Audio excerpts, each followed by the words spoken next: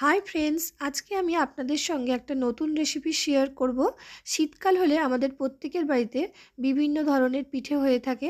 আজকে আমি দুধ পুলিরই মতন একটা নতুন পিঠের রেসিপি শেয়ার করছি। তার জন্য প্রথমে আমি প্যানে খোয়া ক্ষীরটাকে নেড়ে নেড়ে এইভাবে নরম করে নিয়েছি। এর মধ্যে গুঁড়ো নারকেল অ্যাড করলাম। খোয়া ক্ষীরের সঙ্গে নারকেলটাকে আমি কিছুক্ষণ ভেজে নেব।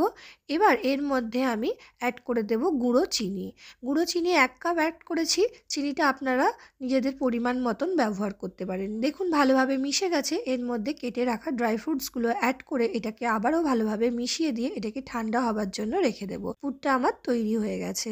একটা কড়াইয়ের মধ্যে আমি 1 কাপ জল গরম করে তাতে অল্প একটু নুন অ্যাড করলাম। জলটা হালকা গরম হয়ে গেলে এর মধ্যে 1 কাপ আর হাফ কাপ চালের গুঁড়ো অ্যাড করব। চালের গুঁড়োটাকে খুব ভালোভাবে জলের সঙ্গে মিশিয়ে দেবো। যখন জলটা ভালোভাবে শুকিয়ে যাবে উপর থেকে একটু ঘি ছড়িয়ে এটাকে ঢাকিয়ে আমি 10 মিনিটের জন্য রেস্টে রেখে দিলাম। মিশ্রণটিকে একটা থালার মধ্যে আমি ঢেলে নিচ্ছি।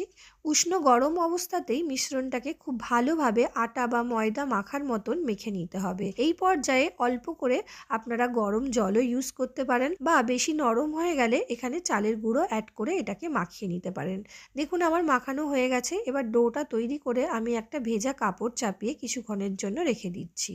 ডো থেকে ছোট ছোট করে লেচি কেটে নেব। এবার হাতের সাহায্যে একটা বাটি শেপ করে নিয়ে এর মধ্যে আমি পুরটা অ্যাড করে দিলাম। পুরটা অ্যাড করে দিয়ে চারদিক দিয়ে এর মুখটা বন্ধ করে দিয়ে একটা গোল বলের আকৃতি তৈরি করে নেব। দেখুন পিঠেটা তৈরি হয়ে গেছে। এবার এটাকে ভিজে কাপড়ের মধ্যে চাপিয়ে রেখে দিতে হবে। অল্প একটু ডো নিয়ে আমি আরও একটা পিঠে তৈরি করে আপনাদেরকে দেখাচ্ছি। একই পদ্ধতিতে আমি আরও একটা পিঠে তৈরি করে নিচ্ছি। একইভাবে আমি সমস্ত পিঠেগুলোকে তৈরি করে নিয়েছি। এবার একটা ডেকচিতে জল বসিয়ে তার মধ্যে এই ফুটো দেওয়া থালা দিয়ে এটাকে ভাপিয়ে নেব। দেখুন আমি থালার উপরে পিঠেগুলোকে রেখে দিয়েছি। এবার একটা ঢাকনা দিয়ে এটাকে 15 থেকে 20 মিনিটের জন্য ভাপিয়ে নিচ্ছি। দেখুন পিঠেগুলো ভাপানো হয়ে গেছে আর পিঠেগুলো খুব ভালোভাবে সেদ্ধ হয়ে গেছে। আপনারা চাইলে পিঠেটাকে এইভাবেও গুড় দিয়ে খেতে পারেন। আমি এটাকে দুধ পুলির মতন ফুটিয়ে নেব। তাই জন্য আমি 1 লিটার দুধকে ফুটিয়ে 500 গ্রাম করে নিয়েছি। এর মধ্যে পিঠেগুলোকে অ্যাড করে দিয়ে ভালোভাবে ফুটিয়ে আমি 1 বাটি চিনি অ্যাড করলাম আর একটু এলাচ অ্যাড করে দিলাম। ভালোভাবে ফুটে গেলে ঠান্ডা করার জন্য রেখে দেবো। ঠান্ডা হয়ে গেলে অল্প একটু গুড় উপর থেকে ছড়িয়ে দিলাম। পিঠেটা আমার তৈরি হয়ে গেছে। আমি একটা পিঠে নিয়ে আপনাদেরকে দেখাচ্ছি এটা কতটা নরম হয়েছে।